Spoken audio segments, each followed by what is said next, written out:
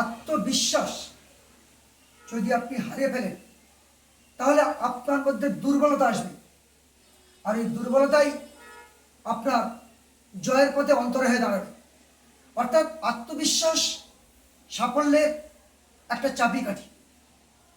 সুতরাং আত্মবিশ্বাস হলো সেটাই যে ভালো মন্দ দুটো দিক বিচার করে আমি এগিয়ে যাব, যা সমস্যা আসুক আমি নিজে থেকে সেটা মোকাবিলা করে আমি উতরে যাব।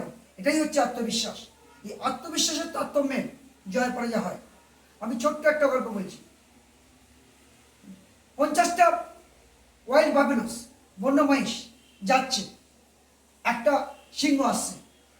এই 50টা বন্য মহিষ সিংহের দিকে ভয় ছুটে পালাচ্ছে, কিন্তু তারা যদি ইউনাইটেড হয়ে লড়াই করে তারা জিতে যায়।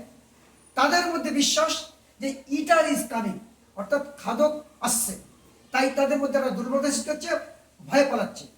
আর সিংহের বিশ্বাস I am the lion, I am the king of the forest, আমি সামনে যাকে পাবো I will kill and make my meat, আমি তাকে খাদ্য বানাবো।